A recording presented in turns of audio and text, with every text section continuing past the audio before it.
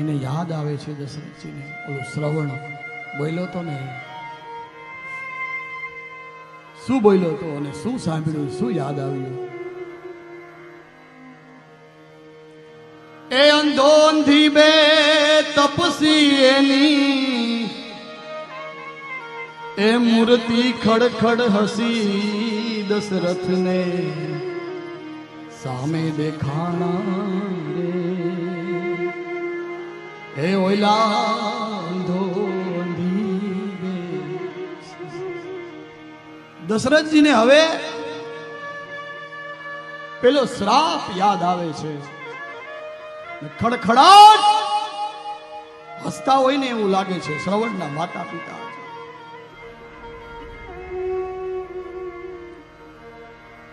કયા માતા પિતા છે? અંધ.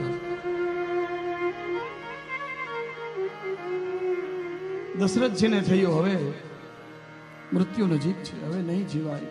રામ વગર જો વિશ્વામિત્રજી લેવા આવતા હોય ને ત્યારે જ સંકેત આપી દીધો હોય કે રામ મારો પ્રાણ છે, જો રામને લઈ જશું તો હું મરી જઈશ, મારો રામ નહીં આપો.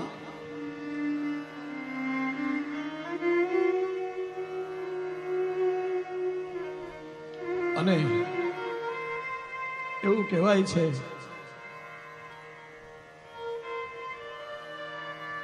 ખૂબ સમજાવે કઈ કઈને, છેલ્લે કઈ માની નહીં ને રાજા દશરથ રામ રામ રામ કરતા મૃત્યુ પામ્યા છે. બસ શ્રવણના માતા પિતાનો શ્રાપ આજે સાર્થક થઈ ગયો એના માટે.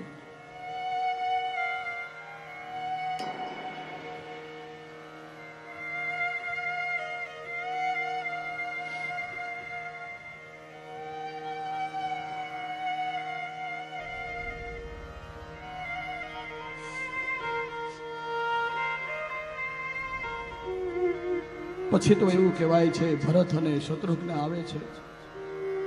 હવે રામ નથી, લક્ષ્મણ નથી, સીતા નથી.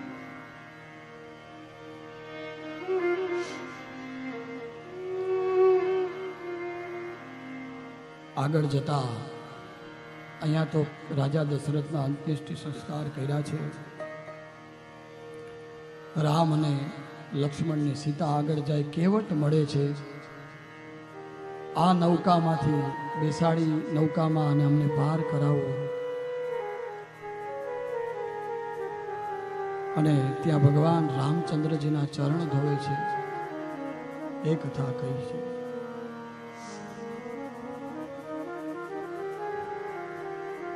હવે અહીંયા પિતાના અગ્નિ સંસ્કાર કરી ભરતજી રામ ને મળવા જાય છે.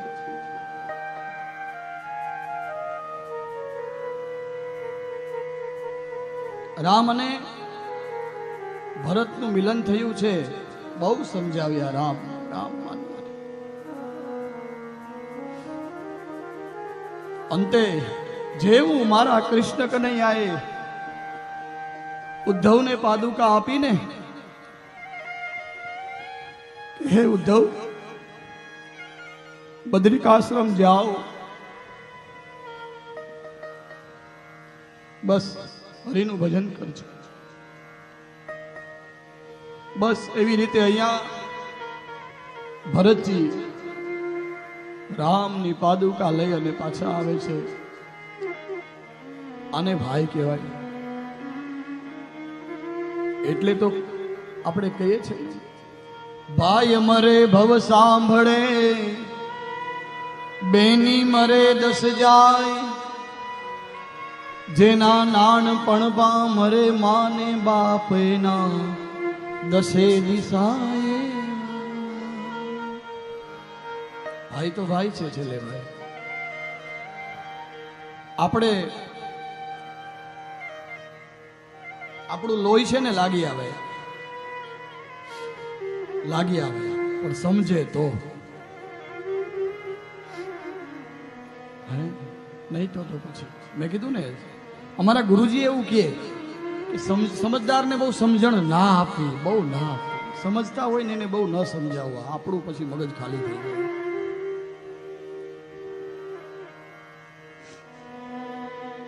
પાદુકા લઈને ભરતજી આવે છે, રાજ સિંહાસન પર પાદુકા પધરાવે છે.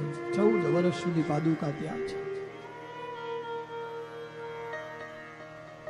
પછી તો શૂર્પણખા આવે છે, લક્ષ્મણજી દ્વારા એના નાક કાન કપાય છે, એ કથા કહી છે, અને સીતાજીનું હરણ થયું છે.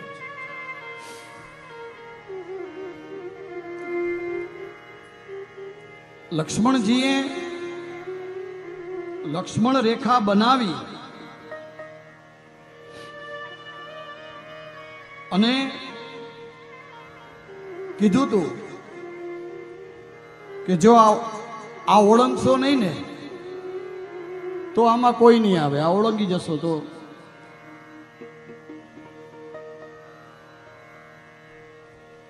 એટલે એક કથા છે ભગવાન શ્રી કૃષ્ણની. જ્યારે મહાભારતનું યુદ્ધ શરૂ થવાનું હોય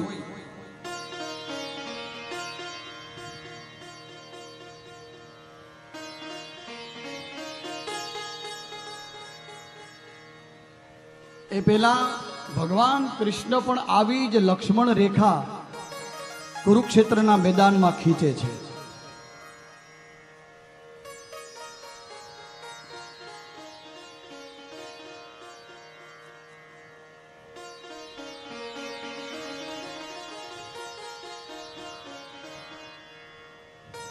અને એક કુરુક્ષેત્રના મેદાનમાં એ રેખા ખીંચવામાં આવે છે. એ વિદ્યા બે જ જણા જાણતા હતા, એક ભગવાન શ્રી કૃષ્ણ અને એક લક્ષ્મણજી.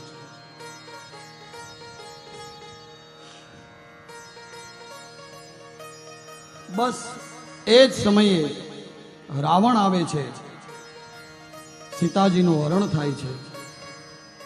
રેખા ઓળંગી ગયા એટલે હરણ થયું.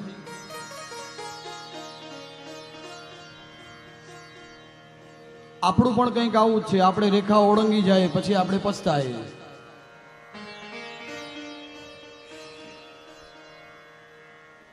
પણ અહીંયા તો સીતાજીને રામચંદ્રજીએ પેલા કહી દીધું હતું કે હમણાં ઓલો રાવણ આવશે ને, તમારું જે તેજ છે, મૂળ રૂપ છે ને, એ છુપાવી રાખજો, હમણાં આવશે. નહીં તો રાવણની તાકાત સીતાજીની સામે આવી શકે ના આવી શકે.